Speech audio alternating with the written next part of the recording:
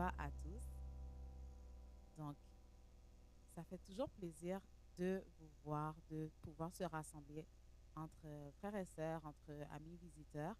Ça fait toujours plaisir d'être ensemble pour un but commun, le but de rencontrer Dieu, donc le but de faire une expérience avec lui, le but de le laisser entrer dans nos cœurs, le but de lui laisser répondre à nos questions, de répondre à nos réflexions, de nous inspirer aussi, de pouvoir répondre à ces questions. Donc, en ce sabbat matin, je vous invite vraiment à préparer vos cœurs, recevoir ce qui va être fait, puis vraiment mettre votre cœur dans tout ce qui va être fait également, donc dans les chants que nous allons chanter, dans les prières que nous allons faire. Pour commencer, nous allons chanter Majesté.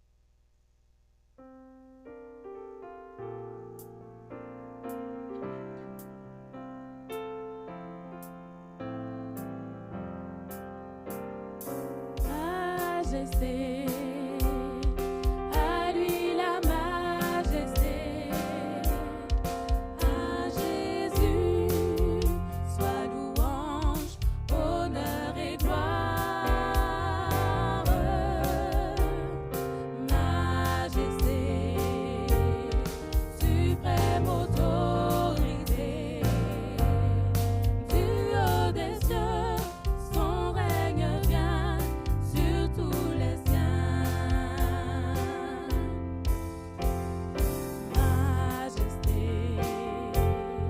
à lui la majesté, à Jésus soit louange, honneur et gloire.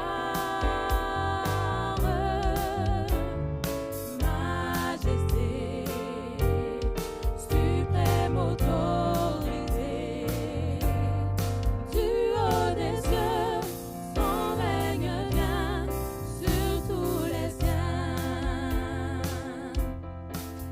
Exaltons et célébrons le nom de Jésus. Glorifions et proclamons Jésus-Christ le roi. Majesté, à lui la majesté, dans notre cœur, Christ le Sauveur règne en Seigneur. Dans notre cœur, Christ le Sauveur règne en Seigneur. Dans notre cœur, Christ le Sauveur règne en Seigneur.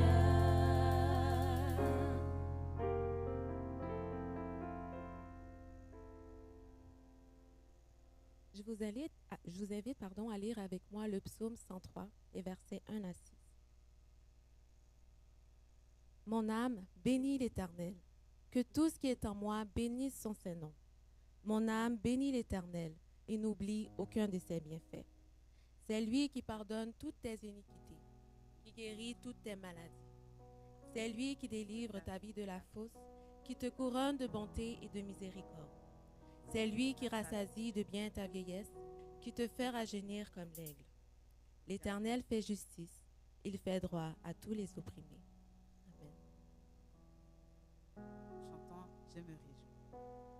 Et j'espère qu'à travers ce chant, excusez-moi, nous allons réellement nous réjouir.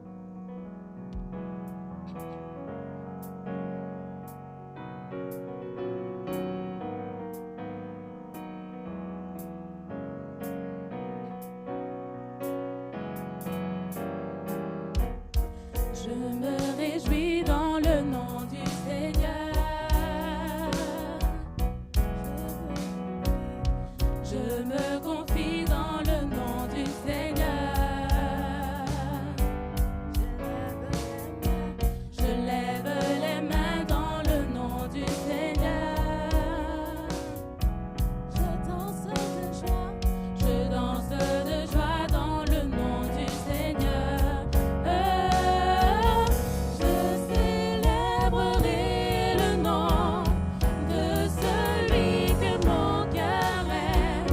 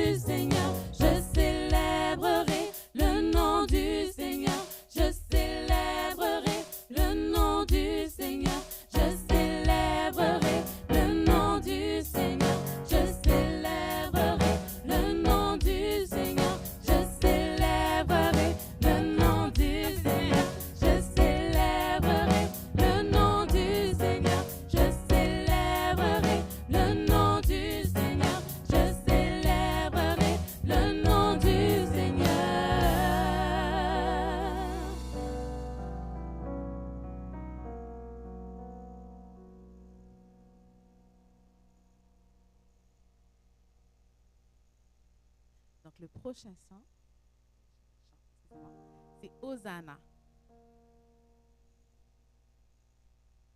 Donc, Hosanna au plus haut des cieux.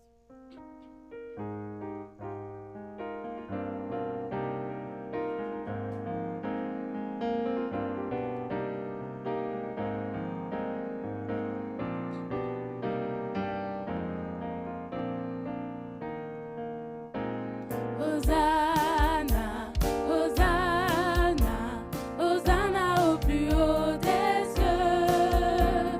Hosanna, Hosanna, Hosanna au plus haut des cieux. Nous célébrons ton nom d'un cœur reconnaissant. Tu es le Seigneur glorieux. Hosanna au plus haut des cieux. Hosanna, Hosanna, Hosanna au plus haut des cieux.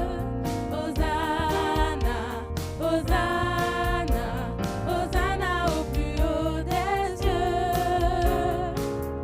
Nous célébrons ton nom d'un cœur reconnaissant. Tu es le Seigneur glorieux. Hosanna au plus haut des cieux. Gloire, gloire, gloire à Jésus notre roi. Gloire, gloire, gloire à Jésus notre roi. Nous célébrons ton nom d'un cœur reconnaissant. Tu es le Seigneur glorieux. Hosanna au plus haut des cieux. Nous célébrons ton nom d'un cœur reconnaissant. Tu es le Seigneur glorieux. Hosanna au plus haut des cieux.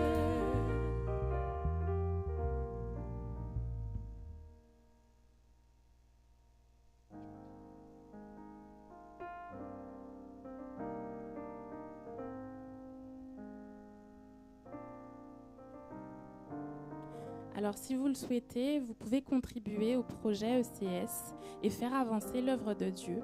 Vous pouvez mettre de l'argent dans une enveloppe à l'arrière et dans la petite boîte. Ou sinon, vous pouvez donner en ligne sur le site ou l'application adventistgiving.org en sélectionnant l'église Centre Eau Vive et mettez le montant dans la section ECS Projet multiculturel. Nous voici rendus à notre moment de requête de prière. Donc, je vous invite à faire part de vos requêtes afin que nous puissions prier tous ensemble.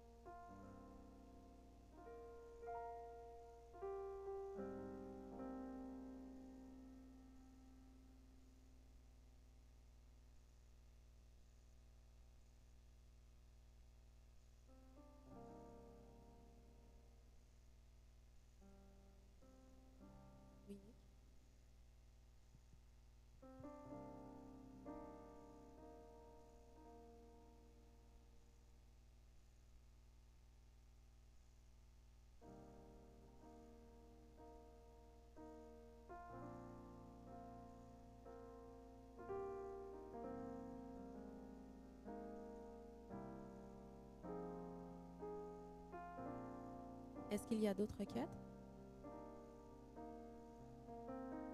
Donc, s'il n'y en a pas d'autres, nous allons chanter Viens Saint-Esprit.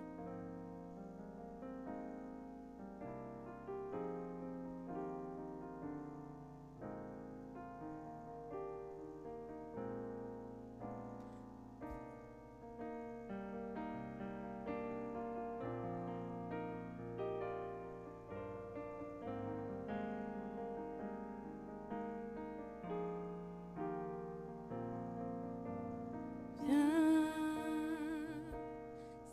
Saint-Esprit, viens par ton vent, remplir le temple que je suis. Viens, Saint-Esprit, souffle puissant, brise d'amour, courant de vie. Souffle sur moi, souffle sur moi, souffle, souffle sur moi, souffle sur moi, souffle, souffle sur moi, souffle vent de Dieu. Viens, Saint-Esprit, viens par ton feu, brûler l'offrande que je suis. Oh, viens, Saint-Esprit, feu dévorant, brasier d'amour, flamme de vie. Embrase-moi, embrase-moi, brûle. Embrase-moi, embrase-moi, brûle. Embrase-moi, brûle, feu de Dieu. Je vous invite à incliner la tête. Père éternel, Dieu Tout-Puissant, merci pour ton souffle de vie, Seigneur. Merci de nous l'avoir accordé à nouveau aujourd'hui et de nous permettre d'être ici afin de pouvoir te louer, t'honorer, t'adorer, Seigneur. Nous voudrions avancer devant toi certaines requêtes, Seigneur, et nous savons que tu les connais déjà, mais nous allons t'en faire part, Seigneur. Nous voudrions, Bianca, en tous les cas, voudrait te remercier. Nous voudrions te remercier pour ce que tu as fait pour son beau-père, Seigneur. Il a traversé des épreuves, mais il arrive au bout, Seigneur, et nous voudrions que tu puisses l'accompagner afin qu'il puisse regagner son domicile sans malheur, sans danger. Continue de l'accompagner comme tu l'as fait jusqu'à maintenant, Seigneur. Nous voudrions également te prier pour son époux qui va faire le trajet pour revenir ici au Canada, que tu puisses être avec lui et que tu puisses précéder chacun de ses pas, Seigneur. Maëva aimerait également te remercier, Seigneur, pour son travail, pour cette nouvelle opportunité que tu lui as donnée, Seigneur. Qu'elle soit une lumière là où tu l'as placée, Seigneur, pour les gens qui l'entourent. Nous voudrions te prier également pour la santé d'Andrea, Seigneur. Tu la connais mieux que quiconque, Seigneur. Tu sais par quoi elle traverse. Que tu puisses être là dans sa santé physique et dans sa santé mentale, Seigneur. Que tu puisses continuer à pouvoir œuvrer pour ECS, Seigneur, pour les projets qui sont en cours, pour les séries de prédications qui vont arriver, Seigneur, et pour tous les programmes en sabbat nature qui vont également venir. Que tu puisses être le maître et l'orchestre de tout ça, Seigneur, et que nous puissions faire ce que tu nous demandes de faire, Seigneur. Nous te remettons également les programmes qu'il y aura à Il est écrit, Seigneur. Permets qu'ils puissent faire du bien à ceux qui seront présents, Seigneur, et que tu puisses vraiment diriger les personnes qui vont présenter tout cela en ton nom. Nous te prions, Seigneur, non pas que nous en soyons dignes, mais nous te prions au nom de ton Fils Jésus qui est mort pour nous. Amen. Amen. Donc, le dernier chant, le prochain chant que nous allons chanter juste avant la prédication d'aujourd'hui, c'est « Je veux chanter ». Donc, encore une fois, je vous invite vraiment à chanter de tout votre cœur. Vous savez que chanter, ça libère cette fameuse hormone qu'on appelle souvent l'hormone du bonheur. Est-ce que vous savez de quelle hormone je parle? Non, c'est par O. C'est reconnu? Oh, c'est possible? En tout cas, ça sécrète l'hormone du bonheur et ça a pour effet de réduire le stress. C'est Bref, c'est ça. Donc, la dopamine, bon, ça sécrète les hormones du bonheur qui réduisent le stress quand on chante. Donc, je vous invite encore une fois à faire cet exercice de chanter, de libérer ce stress, de vraiment libérer, de donner votre cœur à Dieu.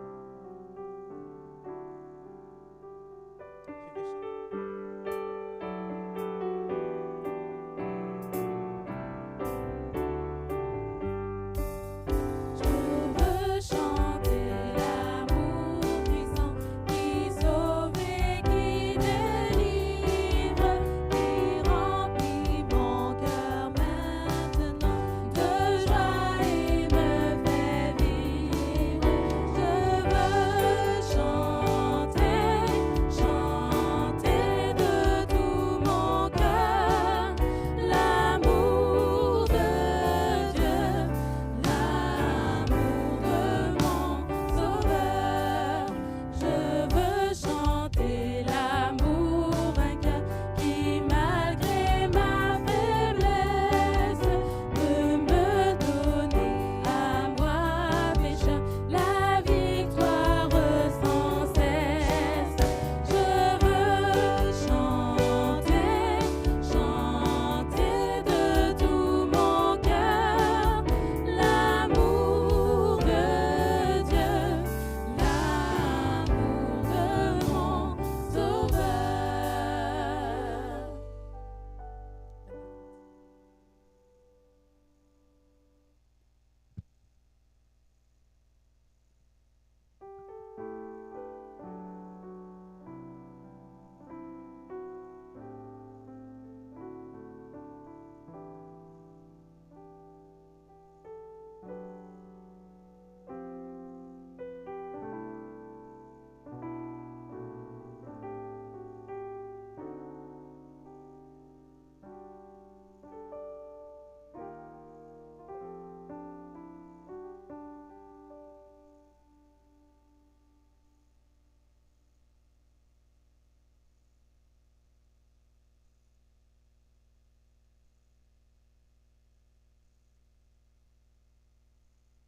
Vous avez entendu, teste le micro. OK.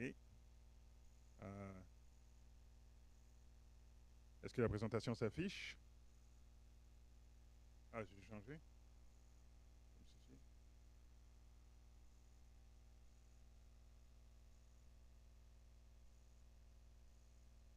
OK, d'accord.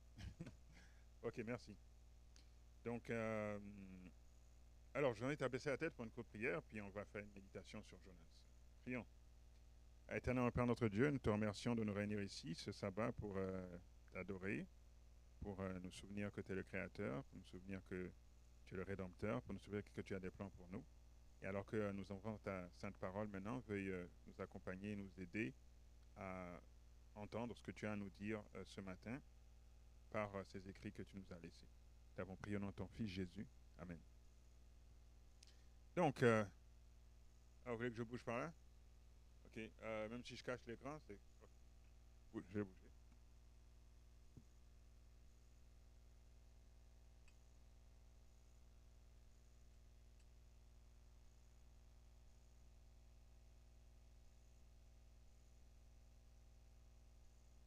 C'est bon? C'est bon, ok. Ok, donc Jonas, un personnage biblique intéressant.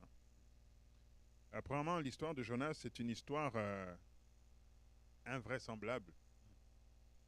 C'est une histoire qu'on raconte beaucoup aux enfants, parce que bon, il y a le gros poisson, il y a le bateau, il y a Jonas qui saute dans l'eau, Jonas qui est recraché sur la plage. On peut faire des activités pour les enfants. Donc moi, avec mes enfants, c'était une des premières histoires qu'ils ont entendues et qu'ils ont beaucoup aimé. Il y a l'eau, après, bon, on peut parler de la pêche, les filets, etc. Mais l'histoire de Jonas, c'est quoi? C'est un prophète qui est appelé par Dieu pour aller prêcher quelque part. Hein. Il refuse, il se retrouve dans le ventre d'un poisson. Et il reste là 3 jours et 3 nuits. Et finalement, il prie Dieu, le poisson le recrache, et il va accomplir sa mission. Donc ça a l'air d'être une histoire invraisemblable. Comment est-ce qu'on peut rester 3 jours dans le ventre d'un poisson et ne pas mourir? N'est-ce pas? Mais pour nous, chrétiens, il y a beaucoup d'histoires dans la Bible qui sortent de l'ordinaire. Hein. Et une des références que l'on a pour savoir que c'est une histoire vraie, c'est le fait que c'est dans les textes sacrés. Et c'est quelque chose qui a été mentionné par Jésus lui-même dans le Nouveau Testament. Dans Matthieu chapitre 12, verset 39, c'est écrit « Il leur répondit, une génération méchante et adultère demande un miracle, et il ne lui sera donné d'autre miracle que celui du prophète Jonas. Car de même que Jonas fut 3 jours et 3 nuits dans le ventre d'un grand poisson, de même, le Fils de l'homme sera 3 jours et 3 nuits dans le sein de la terre. » Donc Jésus a donné ce signe de Jonas comme étant une histoire vraisemblable. On trouve ça aussi dans Luc chapitre 11. Luc chapitre 11, verset 30, c'est écrit « Car de même que Jonas fut un signe pour les Ninivites, de même le Fils de l'homme en sera un pour cette génération. » Donc Jonas restait 3 jours et 3 nuits dans le ventre d'un poisson, et Jésus lui calculait 3 jours et 3 nuits, il dit dans le sein de la terre. Dans le sein de la terre. Donc quand il dit dans le sein de la terre, plusieurs traductions parlent vraiment de à partir du moment où il a commencé à souffrir pour l'humanité. Donc si on calcule, le moment où Jésus a commencé à souffrir pour l'humanité, c'était quand il était dans le jardin de Gethsémane, jeudi soir. Et ensuite, toute la nuit, le faux procès. Vendredi matin, flagellation et tout, faux procès. Crucifixion le matin. Il est mort vers 3 heures l'après-midi. Donc, sabbat dans la tombe. Dimanche matin, il ressuscite. Donc, ça fait 3 jours. Donc, c'était un signe similaire. Et il est sorti de cette situation impossible, tout comme Jonas est sorti du ventre du poisson. Donc, allons maintenant dans l'histoire et tirons quelques leçons d'ordre spirituel. Premièrement, dans le livre de Jonas, qui porte son nom, chapitre 1, verset 1, c'est écrit « La parole de l'Éternel fut adressée à Jonas, fils d'Amittai, en ces mots. Lève-toi, va à Ninive, la grande ville, et crie contre elle, car sa méchanceté est montée jusqu'à moi. Sa méchanceté est montée jusqu'à moi. Et Jonas se leva pour s'enfuir à Tarsis, loin de la face de l'Éternel. Il descendit à Jaffo et il trouva un navire qui allait à Tarsis.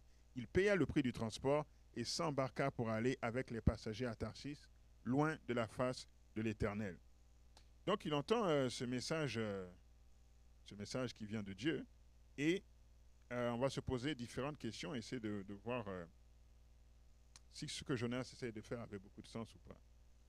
Premièrement, la question qu'on se pose, c'est où était Jonas quand Dieu lui a demandé d'avertir Ninive?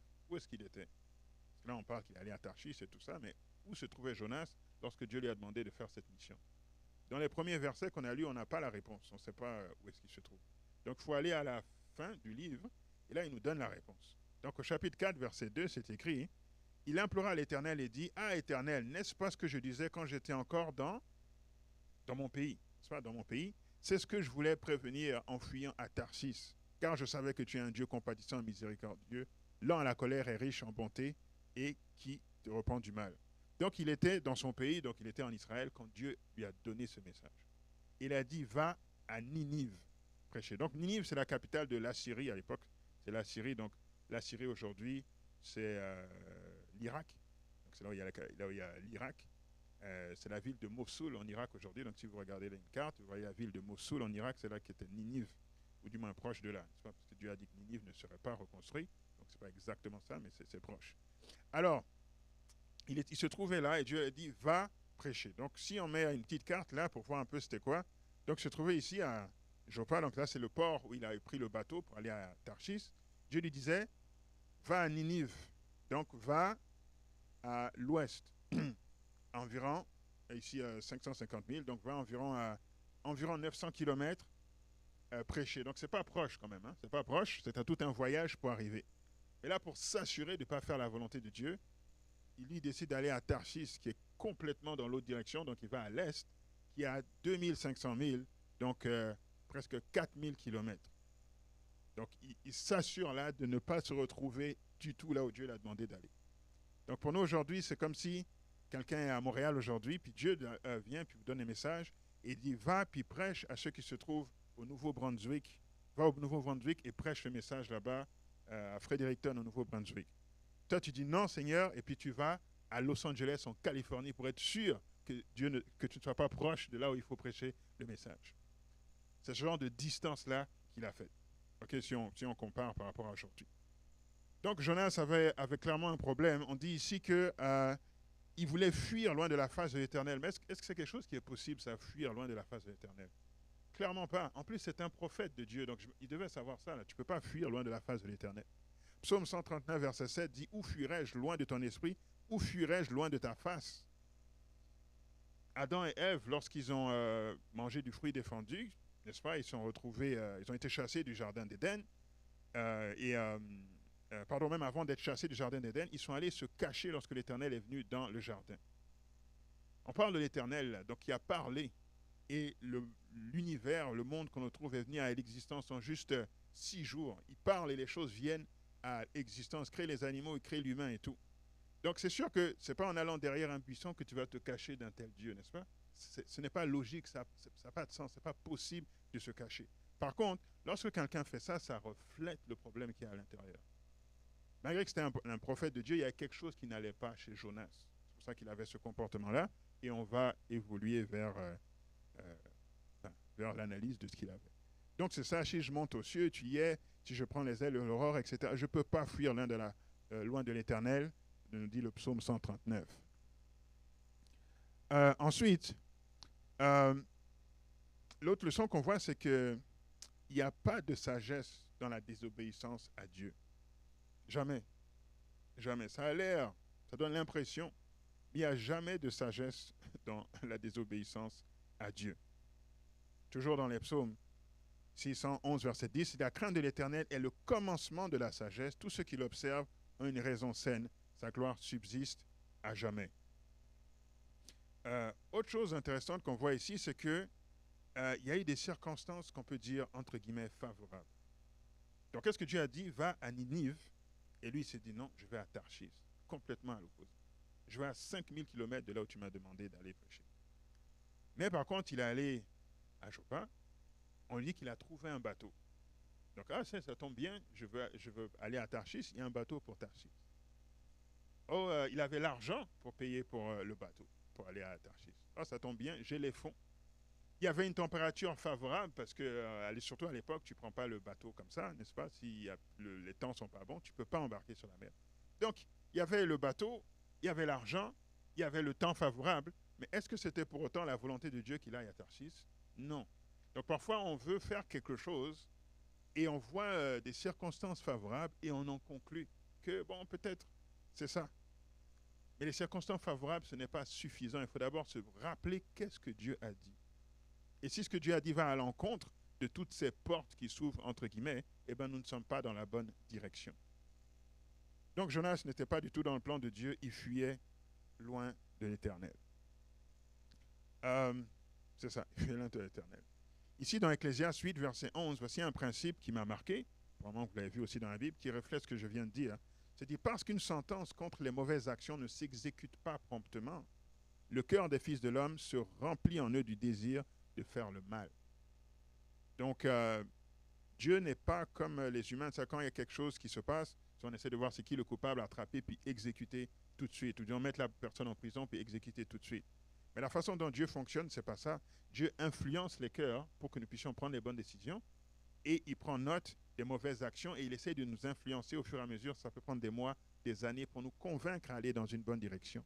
Mais si on persiste, à un moment donné, le jugement va venir. Ça, c'est Dieu qui estime c'est quand ce bon moment. Mais parce que ça n'arrive pas tout de suite, souvent on s'enfonce dans le mal en disant, je vole, bref, je fais tout ce que j'ai à faire, puis il n'y a pas de conséquences. Pour le moment, comme on peut croire. Donc c'est ça. Donc comme Jonas, nous recevons tous un appel pour être au service de Dieu et souvent nous refusons pour des motifs différents. Ainsi, nous rencontrons souvent des circonstances favorables sur notre chemin de la désobéissance et on s'auto-séduit à croire que Dieu nous bénit, mais ces circonstances ne sont pas une preuve suffisante que Dieu approuve ce que nous faisons. Ok, la tempête maintenant. On se retrouve sur le bateau et il y a une tempête. Une grosse tempête. Jonas 1, verset 4. Mais l'Éternel fit souffler sur la mer un vent impétueux et il s'éleva sur la mer une grande tempête. Le navire menaçait de faire naufrage. Donc c'est Dieu qui emmène la tempête. Dieu qui emmène la tempête. Ok. C'est quoi le but de la tempête? Pourquoi Dieu emmène cette tempête, à votre avis? C'est quoi son objectif?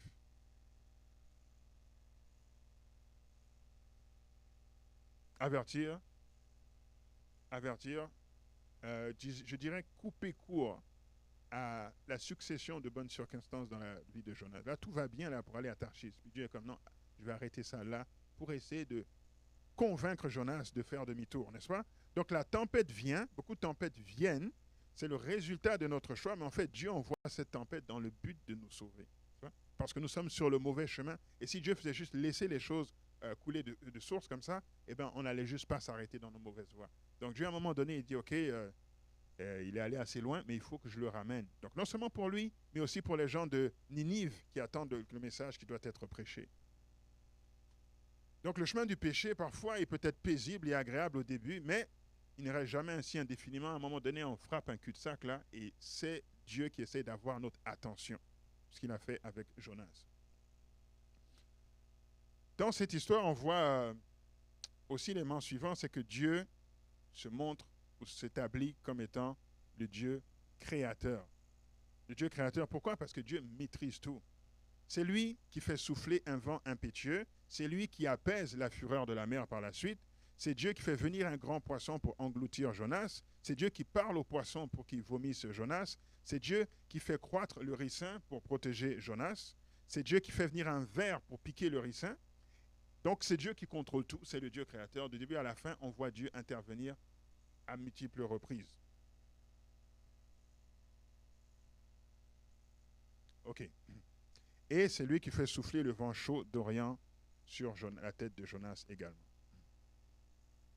Donc celui qui fait souffler le vent impétueux. Et là, on dit maintenant, verset 5, « Les mariniers eurent peur. Ils implorèrent chacun leur Dieu et ils jetèrent dans la mer les objets qui étaient sur le navire afin de le rendre plus léger. Jonas descendit au fond du navire, se coucha et s'endormit profondément. » OK. Et ici, « Et le pilote s'approcha de lui et dit, « Pourquoi dors-tu? Lève-toi, invoque ton Dieu.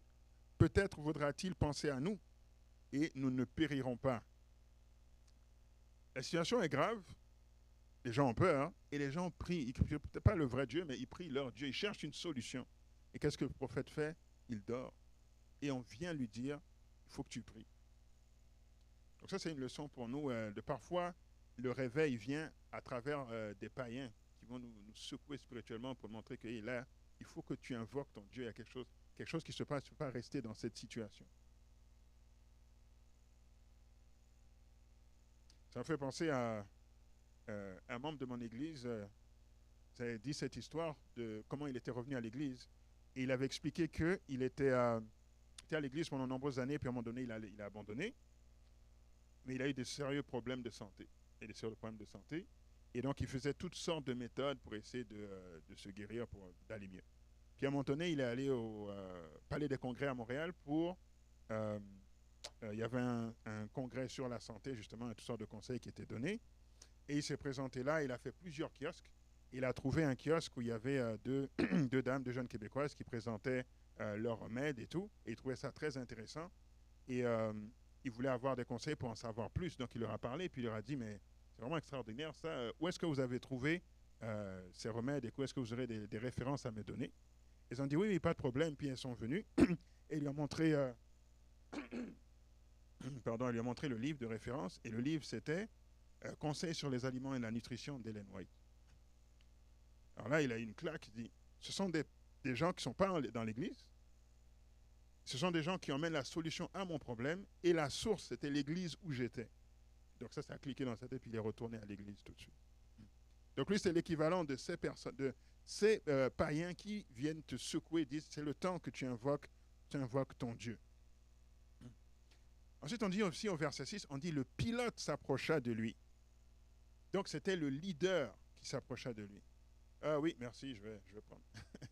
Merci. Donc, le leader s'approche de lui. Ça veut dire que tout le monde essaie d'avoir une situation, mais le pilote, le leader du bateau, n'avait pas la solution. Pour nous aussi, je pense que c'est similaire. Parfois, il y a des crises, puis les leaders n'ont pas la solution. Est-ce que nous avons la solution? Quand il y avait la crise de la COVID, les leaders, ils n'avaient pas la solution. On voyait que chacun essayait de faire ce qu'il pensait qui était bien, mais personne ne savait vraiment ce qu'il faisait. Ils n'avaient pas la solution. Est-ce que nous, on avait la solution?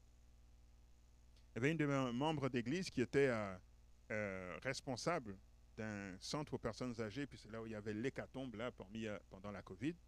Mais avec elle, en tant qu'enfant de Dieu qui était là, elle avait tout bien supervisé, il ne s'est rien passé dans son centre. Donc c'est comme quelqu'un qui avait la solution au milieu de la crise pendant que les leaders paniquaient.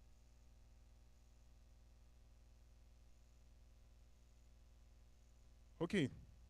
Donc, des solutions comme Joseph, Daniel, exemple la COVID que je vous donnais, des solutions pendant la crise.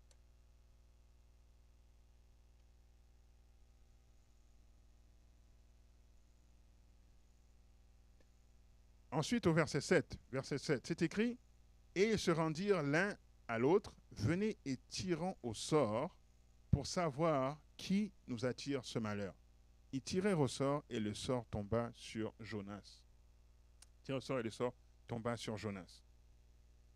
Alors, tirer au sort, j'expliquais aux enfants ce que ça veut dire, mais tirer au sort, on peut penser qu'il y a juste du hasard là-dedans, mais il n'y a pas juste du hasard là-dedans.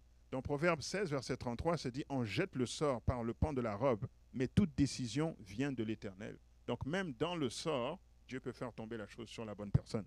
Et là, c'était tombé sur Jonas. C'était tombé sur Jonas. Ça? Parce que Dieu voulait que ça tombe sur Jonas. Dans le fond, c'est ça mon point. Dieu voulait que le sort tombe sur Jonas. Et là, on bombarde Jonas de questions. Dis-nous, qui nous attire ce malheur? Quelles sont tes affaires? D'où viens-tu? Quel est ton pays? De quel peuple es-tu? Pourquoi as-tu fait cela? Que te ferons-nous pour que la mer se calme envers nous? Toutes ces questions ont pour but de ramener Jonas à Dieu. Donc, dans le fond, ces personnes parlent, le bombarde de questions, mais si lui, il entend et si lui, il est sincère, c'est Dieu qui lui parle à travers ces personnes pour dire, qu'est-ce que tu fais, Jonas? Donc, chaque fois qu'il répond à ces questions, il est obligé de se souvenir de qu'il est en train de fuir loin de la face de l'Éternel. Quelles sont tes affaires? Je suis un prophète. D'où viens-tu? Tu viens d'Israël. Quel est ton pays? Donc, Israël. Et quel peuple es-tu? Je suis hébreu. Pourquoi as-tu fait cela? Parce que j'essaie de fuir loin de la face de l'Éternel. Et que te ferons-nous pour que la mer se calme envers nous?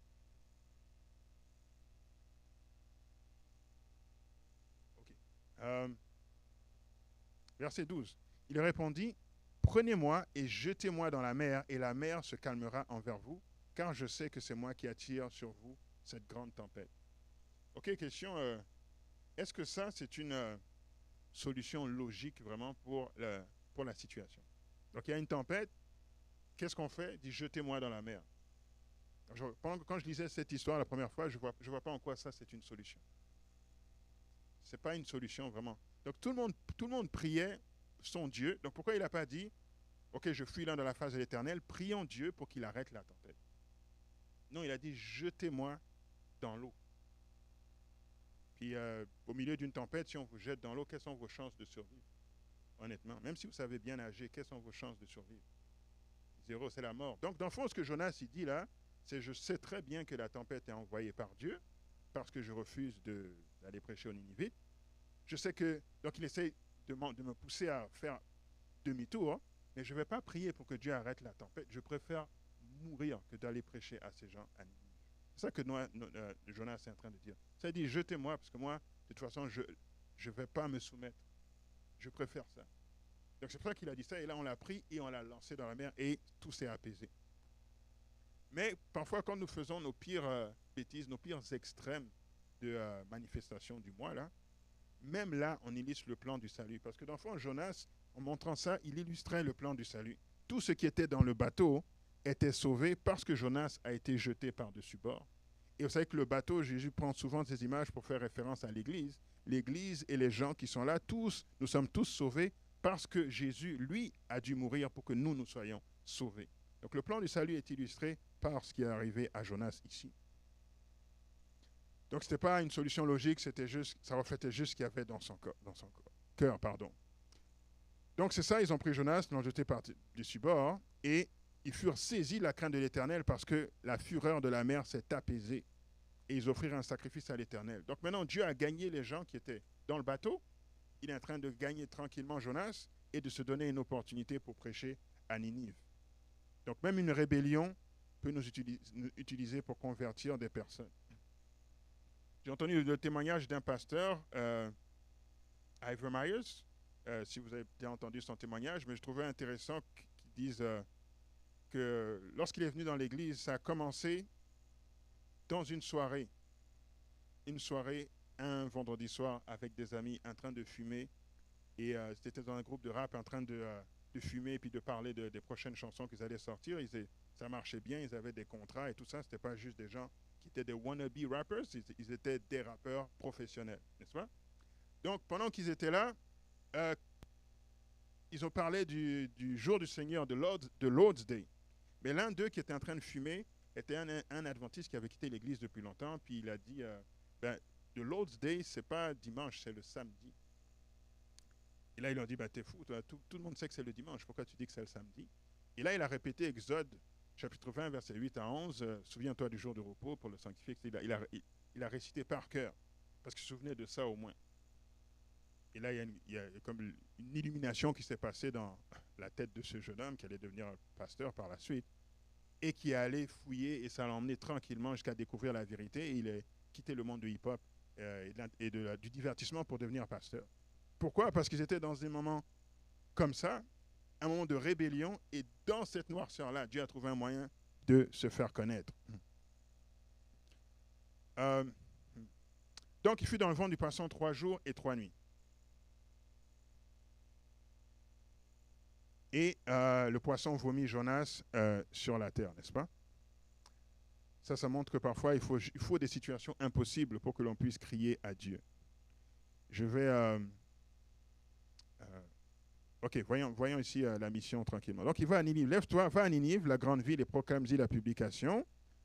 Donc, Jonas il va à Ninive. Et il prêche dans cette très grande ville. Il fallait 3 jours de marche pour faire le tour de la ville. Les gens de Ninive crurent en Dieu. Ils publièrent un jeûne et se revêtirent de sacs, depuis le plus grand jusqu'au plus petit. Donc, la mission a été fructueuse. Les gens ont accepté le message et maintenant, ils se repentent. Donc, Dieu ne va pas détruire la ville comme ce qu'il avait dit qu'il ferait. Mais Jonas n'est pas content. Jonas n'est pas content. Alors, Dieu se repentit, n'est-ce pas, du mal qu'il allait faire. Et vous pouvez faire un parallèle avec ça, je saute rapidement là, mais vous allez voir que dans le Nouveau Testament aussi, il y a une histoire similaire.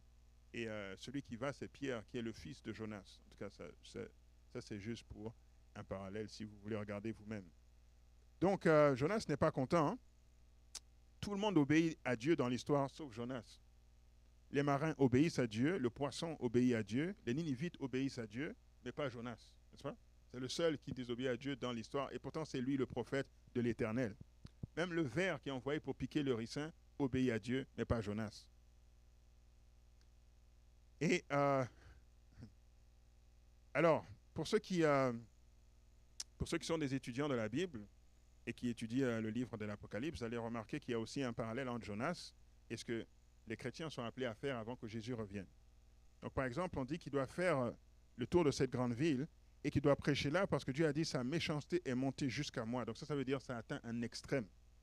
Dans le livre d'Apocalypse, on dit aussi qu'on doit faire le même travail que Jonas, mais cette fois c'est Babylone la grande que nous devons toucher. Et là Dieu dit car ces péchés se sont accumulés jusqu'au ciel. Donc c'est une autre façon de dire que c'est monté jusqu'à moi. C'est juste monté jusqu'à moi et vous devez faire votre travail. Jonas, ça signifie colombe, n'est-ce pas? Et le colombe dans la Bible, c'est le Saint-Esprit. Donc c'est nous qui sommes envoyés par la puissance du Saint-Esprit pour parler aux gens pour qu'ils prennent une décision avant que Jésus revienne. N'est-ce pas? C'est le fils d'Atmaï qui signifie véridique ou vérité, donc l'esprit de vérité qui va proclamer ce message. Aussi, dans cette grande ville, on dit qu'il faut 3 jours de marche. La grande ville où nous devons prêcher, elle est divisée en 3 parties, qui est appelée Babylone. Mais Ninive, si vous regardez dans la Bible, c'est aussi en 3 parties. Dans le livre de Genèse, chapitre 10, verset 12, on dit de ce pays-là, sortit Assur, il bâtit Ninive, Rehob, Ir, Kalash. Verset 12, et Rézène, entre Ninive et Kalash, c'est la grande ville. Donc, d'enfant, vous partez de Rézène, vous allez à Ninive, vous avez à Kalash, et tout ça, ça s'appelle Ninive. Donc, c'est comme si vous partez de Laval, vous arrivez à Montréal, puis vous arrivez sur la rive sud, puis tout ça, ça s'appelle le Grand Montréal. Est-ce que vous suivez? Donc, c'est pour ça que c'était aussi grand Et c'était aussi long pour prêcher dans toute cette zone. Et bon, par rapport à Babylone, il y a une application spirituelle qui sera peut-être pour une autre fois. Ok, on termine avec ceci. Donc Jonas est irrité. Dieu essaye de lui parler maintenant à la fin de Jonas, chapitre 4. Et Dieu lui dit, au verset 3, il dit, « Mais l'Éternel, prends-moi donc ma vie, car la mort m'est préférable à la vie. » N'est-ce pas? Il a dit, « Je préfère mourir. » L'Éternel répondit, « Fais-tu bien de t'irriter? Est-ce que c'est bien que tu sois fâché parce que je n'ai pas détruit les Ninivites, parce qu'ils se sont repentis? » Si vous lisez au verset 5, c'est écrit, « Et Jonas sortit de la ville et s'assit à l'orient de la ville. » Donc je m'arrête là. Est-ce que Jonas a répondu à Dieu? Dieu lui a dit, verset 4, « Fais-tu bien de t'irriter? » Verset 5, Jonas sortit de la ville. Est-ce que c'est une réponse? Est-ce qu'il a répondu à Dieu? Donc Dieu lui parle, puis il ne répond pas. Il continue d'agir, mais il ne répond pas à ce que Dieu dit. Donc il sort de la ville, va à l'Orient, et là, il fit une cabane et s'y tint à l'ombre jusqu'à ce qu'il vit ce qui arriverait dans la ville. Ensuite, au verset 6, là, Dieu maintenant fait venir le ricin pour lui donner de l'ombre. Et là, c'est écrit au verset 6, pour lui ôter son irritation. Parce qu'il voyait que Jonas était très fâché, donc il a fait ça pour lui ôter son irritation. Et ensuite, c'est écrit, Jonas éprouva une grande joie à cause de ce ricin. Mais le lendemain, Dieu fait mourir le ricin, n'est-ce pas? Et au verset 9, il lui dit encore, fais-tu bien de t'irriter à cause du ricin? Donc il revient, est-ce que tu fais bien de t'irriter? Cette fois, Jonas répond, je fais bien de m'irriter jusqu'à la mort. Donc tout ce temps-là, Dieu essaie d'avoir un dialogue avec Jonas, mais il n'écoute pas. Et finalement, il se dit, si je peux calmer son irritation, il va m'écouter. Et là, il calme son irritation. Finalement, Jonas répond, je fais bien, Seigneur, de m'irriter jusqu'à la mort. Bon, clairement, il ne fait pas bien, mais au moins, le dialogue commence. Le dialogue commence. Et il t'a dit, tu as pitié du ricin qui ne t'a coûté aucune peine et qui ne t'a pas fait croître, qui est né dans une nuit et qui a péri dans une nuit. Et moi, je n'aurais pas pitié de Ninive la grande, dans laquelle se trouvent plus de 120 000 hommes qui ne savent pas distinguer leur droite de leur gauche et des animaux en grand nombre. Le livre de Jonas s'arrête comme ça. On ne sait pas c'est quoi la réponse de Jonas. Mais Dieu a eu un succès parce que le dialogue est finalement entamé. Alors que depuis le début, il n'y a pas de dialogue. N'est-ce pas? À part la crise dans le ventre du poisson parce qu'il veut sortir là, il n'y a pas de dialogue.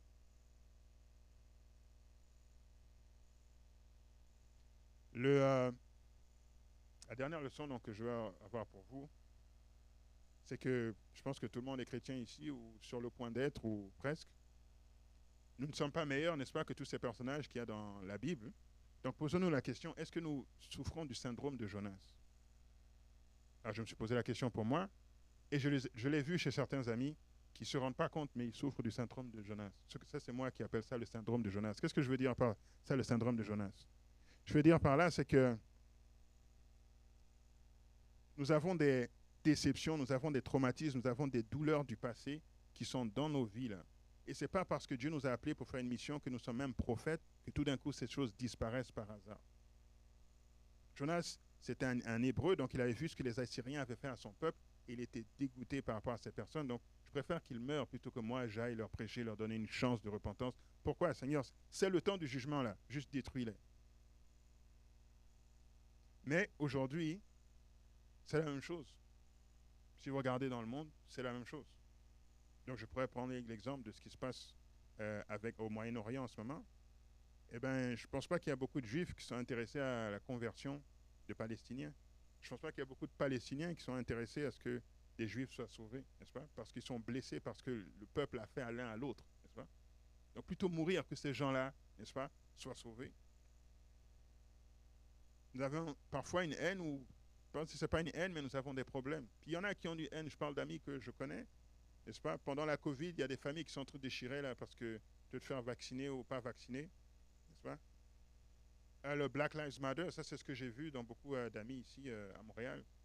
Pendant qu'il y avait toutes sortes de choses qui se passaient aux États-Unis et tous les gens parlaient d'une manière que l'ennemi ne peut pas recevoir notre message parce que c'est l'ennemi, tu comprends? Mais pourtant tu es chrétien. Tu es chrétien, Dieu veut que tu parles à tout le monde. Puis d'ailleurs, derrière ce mouvement-là se cachent d'autres choses, donc je ne m'associe pas, n'est-ce pas? Je fais juste mentionner qu'est-ce qui se passe. Qu'est-ce qui se passe? Vous avez des adventistes qui se déchirent parce qu'il y a des élections qui arrivent, bon, c'est pas les élections dans notre pays, mais il y a beaucoup d'adventistes aux États-Unis. Le mouvement a commencé là, et puis parfois ça peut être un sujet de tension terrible. On ne doit pas laisser ces choses nous empêcher de faire à l'autre le bien que Dieu nous appelle à le faire. Dans le fond, c'est ça la leçon. Et c'est de ça que souffrait Jonas, et c'est de ça que Dieu voulait le guérir avant tout. Tout en sauvant les gens de Ninive, parce que Dieu est un Dieu comme ça, il est capable de faire d'une pierre plusieurs coups. Donc c'est ça, blessure, hypocrisie, n'importe quoi que nous avons ce dont nous avons souffert qui nous empêche de faire la mission avec un cœur joyeux, comme Dieu le souhaite. Donc oui, voilà, donc pour finir hein, cette histoire, voici Harrison Ojeba Okene. Ça c'est le Jonas moderne. Donc c'est un travailleur des plateformes pétrolières au Nigeria. Puis il était sur un bateau, il devait quitter donc la terre du Nigeria pour aller, parce que les plateformes sont un peu éloignées de la côte, et il y a des plus petits bateaux pour emmener les travailleurs sur la grosse plateforme. Donc il était un de ces travailleurs, et ils sont allés, et une fois, il y a une grosse tempête, comme Jonas, il y a une grosse tempête. Et la tempête a renversé leur bateau qui a coulé au fond de la mer à 100 pieds environ. Ils étaient 11 dans l'équipage. Pendant que lui, tout ça s'est arrivé, il était aux toilettes. Donc, il a été complètement secoué. Il a eu le temps de comprendre qu'est-ce qui se passe. Là, il était un tête en bas, tout dessus-dessous. Et il n'a pas pu rejoindre les autres qui ont pris la porte de sortie d'urgence dans ce type de situation. Donc, le bateau était renversé, donc l'eau montait, mais il restait une poche d'air. Donc, il y avait comme l'eau jusqu'ici, il y avait le toit de la toilette ici, puis il restait une poche d'air, donc il pouvait respirer. À la surface, les gens ont su qu'il y avait l'accident, donc ils ont envoyé des secours pour aller rapidement essayer de les récupérer en dessous. Ils sont allés une première fois, rien. Une deuxième fois, rien. Donc 2 jours. Et proche du 3e jour, ils se sont dit, ben, ça fait trop de temps, je pense qu'ils sont tous morts. Mais ils ont pris une équipe spéciale pour aller récupérer les corps qui étaient en dessous. Ils sont allés sous l'eau, et effectivement, ils ont récupéré les corps des 11 personnes, des 10 personnes, sauf celui de Harrison. Puis Harrison, à un moment donné, a commencé à manquer d'air, parce que vous savez, là, sous l'eau, là, il fait froid. Une petite poche d'air comme ça pour 3 jours, c'est pas assez. Donc, il avait pris le courage de plonger puis d'aller ressurgir ailleurs dans le bateau. Il y avait une plus grande poche d'air. Il y avait un matelas qui flottait.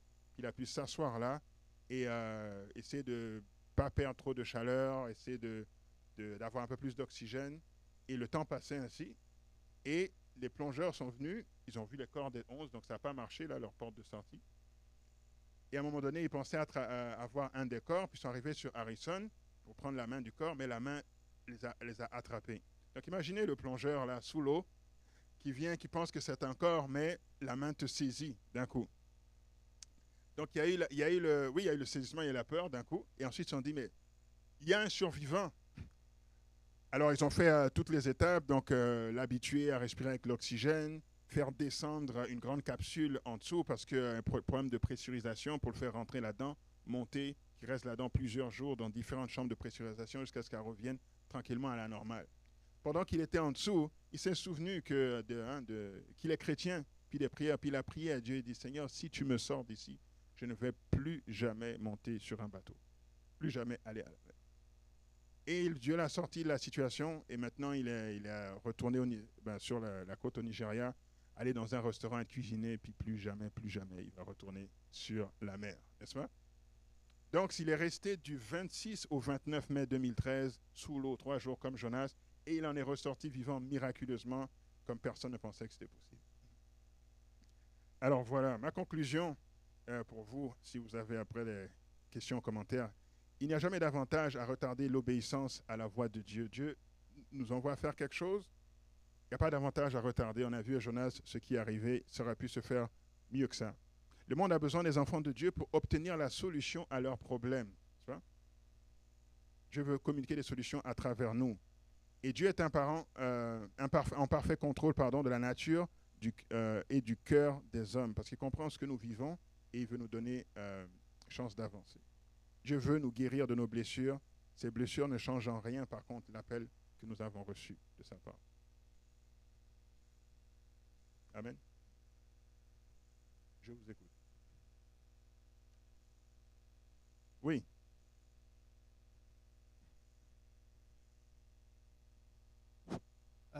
Ma question, c'est, admettons que moi, je suis non-chrétien. Est-ce que moi aussi, j'ai un appel? Si oui, c'est quoi? Tu sais, comment le volet appel Oui. s'applique? Oui, alors l'appel est pour tout le monde parce que dès le moment que nous sommes créés, nous avons un appel. Donc ça n'a même rien à voir avec le fait d'être chrétien. C'est sûr, plus on s'approche de Dieu, plus les choses se clarifient. Mais Dieu a créé toutes les personnes qui existent, donc chacune des personnes qui existent a une raison d'être, donc a un appel. Oui. C'était juste une question rapide, juste pour savoir, c'est où se situe Jonas chronologiquement? Est-ce qu'on sait? Où ça se bah oui, chronologiquement, donc Jonas en est 400 ans, un peu plus que 400 ans avant Jésus-Christ. C'est qu'à peu près Pardon, période un peu plus que autour de même 600 ans avant Jésus-Christ. Pardon, plus de 600 ans avant Jésus-Christ. à peu près en même temps que qui? En même temps que qui? Donc, Ouais, ou genre, autre personnage, mettons. par exemple, si tu vois le personnage de Daniel dans la Bible, c'est avant ça. Parce que Ok, c'était la ok. domination de l'Empire assyrien qui était avant l'Empire babylonien. Donc, c'est avant Daniel. Un peu Ben, avant. Ouais. C'est juste, je me posais cette question-là parce que je trouvais ça intéressant, justement, que Israël n'était pas le seul peuple qui connaissait Dieu. Oui. Donc, dès que Jonas a parlé aux Assyriens, tout de suite, ils ont su, OK, on a fait le mal, effectivement, on devrait se repentir. Je sais pas, ça m'a fait Oui, juste- ok, oui, non, c'est ça. Les autres nations savaient que c'était qui l'Éternel, ou du moins avaient entendu parler de ce Dieu-là. Oui, oui, absolument. Oui. Est-ce qu'on peut se fier sur les tempêtes pour savoir qu'on est sur la mauvaise voie en tant que chrétien? Est-ce qu'on peut toujours se fier sur le fait qu'il y a des tempêtes pour savoir qu'on n'est pas sur le bon chemin? Alors, les tempêtes, parfois on peut avoir des tempêtes et des difficultés. Ça ne veut pas nécessairement dire qu'on est sur sur la mauvaise voie, pardon. Par exemple, Jésus qui était avec ses disciples sur l'eau et puis qui a eu une tempête, ils n'étaient pas sur la mauvaise voie. Ça peut parfois être juste des difficultés de la vie qui viennent. Par contre, ce qui nous permet de savoir si on est sur la bonne voie ou pas, c'est essayer de se retracer comment est-ce que Dieu nous a guidés, qu'est-ce que Dieu nous a dit. Donc, dans le cas de Jonas, c'était l'appel au départ, va à Ninive, puis donne ce message qui nous permettait de savoir que cette tempête, c'était Dieu qui essayait d'avoir son attention.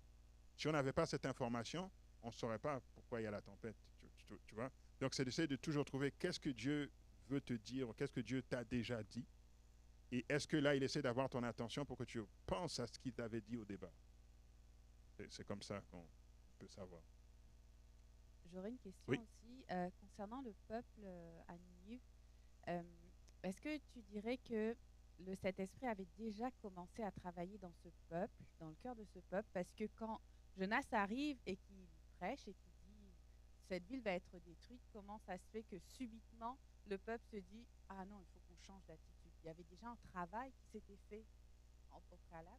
Oui, oui, absolument, il y a un travail qui s'était fait au préalable. Il y a des historiens qui disent que il y a probablement eu une éclipse comme celle qu'il y avait eu il y a quelques semaines là ici, et qui déjà avait dit oh, il y a quelque chose, il y a quelque chose qui se passe. Et donc Dieu avait commencé à travailler le cœur des gens. Et aussi Jonas, en venant, il y avait aussi le fait que c'était un hébreu. Hein. Donc tu vois un hébreu qui arrive et qui donne ce message, et eux, ils savaient qu'est-ce qu'ils avaient fait aux hébreux.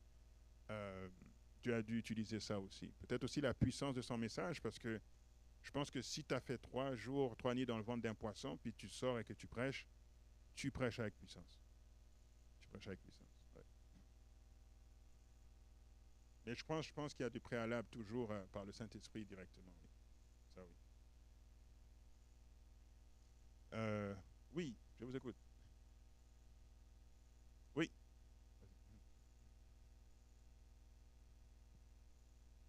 Est-ce qu'on a besoin, tu parlais de prêcher avec puissance, est-ce qu'on a forcément besoin d'être un Jonas ou de vivre ce que Jonas a vécu pour qu'on soit, tu sais, parce qu'on parle de réforme spirituelle puis de réveil spirituel, est-ce que on n'est pas trop à l'aise dans notre confort quotidien, dans notre mode de vie, puis des fois, est-ce qu'on n'a pas besoin de secousse un peu à la Jonas pour qu'on prêche les grandes villes aujourd'hui? Oui, parfois on a besoin de secousses, parfois pas. Donc ça dépend d'une situation à l'autre. Et je pense que l'histoire de Jonas nous montre aussi que c'est Dieu qui sait exactement comment faire ça dans la vie de chaque personne. Tu vois? Donc ça, c'est vraiment une façon très originale de réveiller quelqu'un. Tout le monde n'a pas nécessairement besoin de passer par quelque chose d'aussi extrême, mais l'idée, c'est que oui, parfois on a besoin d'une secousse. Donc, parfois, ça peut être une déception qu'on peut avoir dans la vie. Parfois, ça peut être aussi de bien se passer un moment de réveil spirituel quand on fait des semaines de prière. Ça sert à ça, des semaines de prière, étudier la Bible, ça aide. Et puis parfois, on a besoin de temps aussi pour avoir une certaine maturité spirituelle. Parfois, il y a des choses qu'on ne comprend pas. Donc, ça prend du temps à les comprendre. Donc, oui, absolument. Oui. Est-ce qu'un appel, c'est personnalisé dans le sens, c'est vraiment juste pour toi cet appel-là, ou c'est, admettons, je sais pas si ma question est claire. Oui. Tu avais fini? OK. Plus dans le sens, c'est, admettons, je sais pas, pour X raisons, tu peux pas faire cette mission, Dieu peut changer de personne. Ah, OK, je comprends. Oui, alors l'appel, on a tous un appel personnalisé. Donc, il y a l'appel générique. L'appel générique, c'est aller faire de toutes les nations des disciples, les baptisant au nom du Père, du Fils et Saint-Esprit. Ça, c'est l'appel générique. Maintenant, chacun spécifiquement, nous avons une place dans ce plan-là.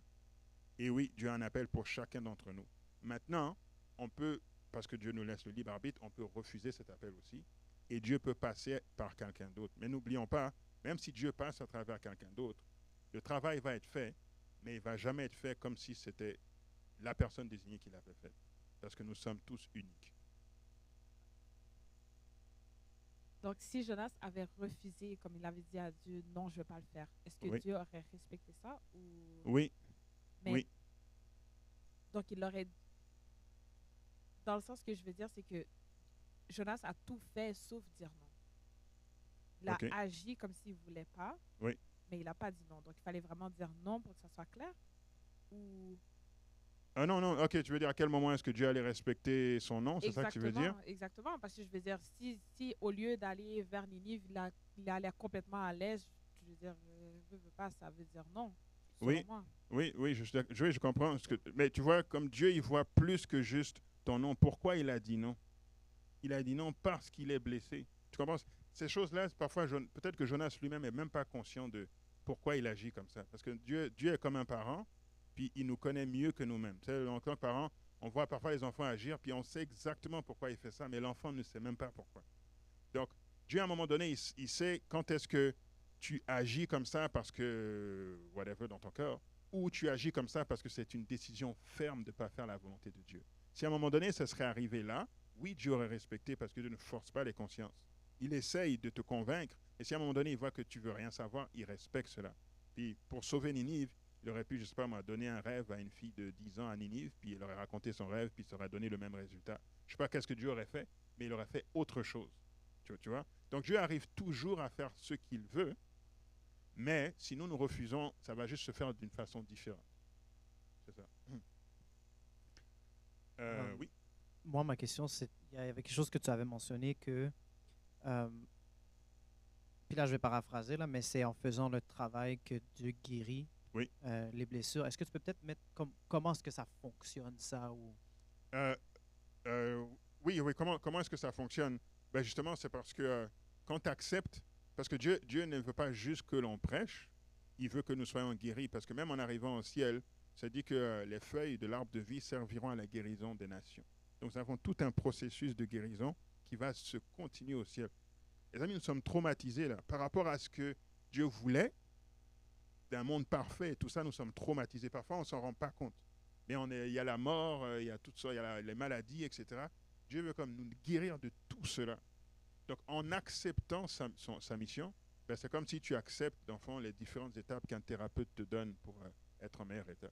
Alors que celui qui refuse, eh ben, Dieu ne force pas et tu t'enfonces encore plus dans les conséquences du péché. C'est simple que ça. Donc, voilà, merci pour votre attention. Nous allons prier pour clôturer. Prions donc.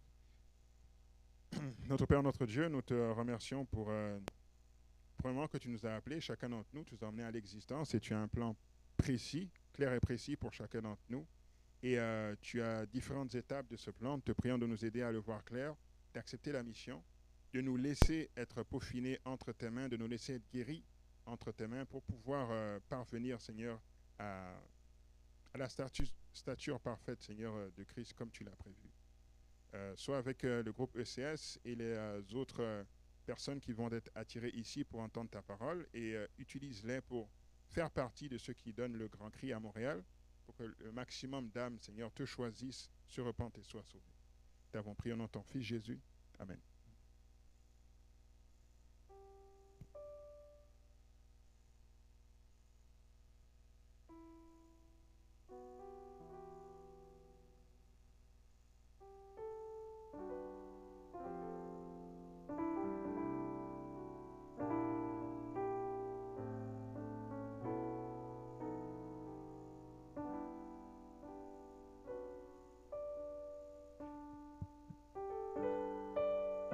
Donc, nous espérons que vous avez été édifiés par ce message. Nous allons poursuivre avec les dernières strophes du chant Je veux chanter. Puis je vous demande de prêter attention aux paroles parce que ça fait un lien justement avec ce qui a été dit. Donc, et on se rappelle que chanter libère la sérotonine en passant. Ouais, la sérotonine.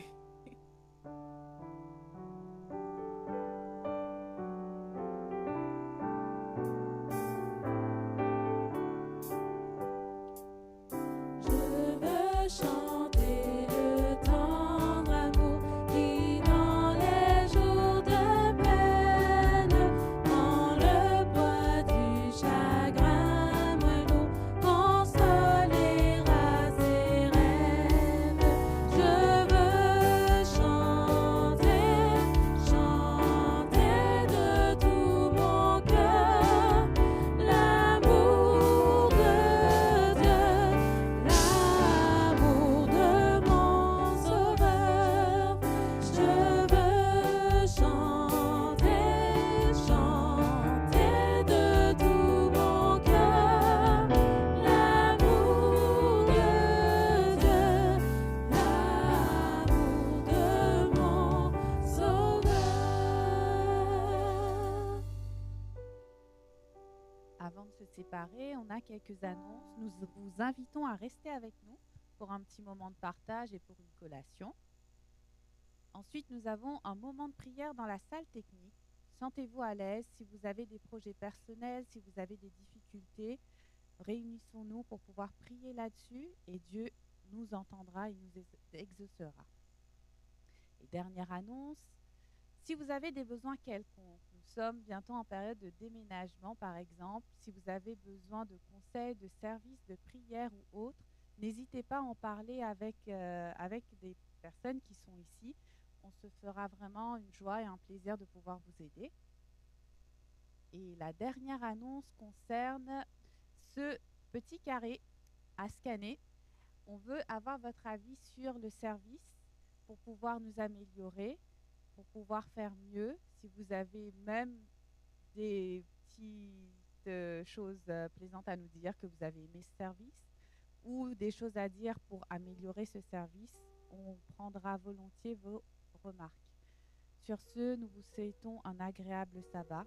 Restons en prière pendant cette journée de sabbat. Merci beaucoup.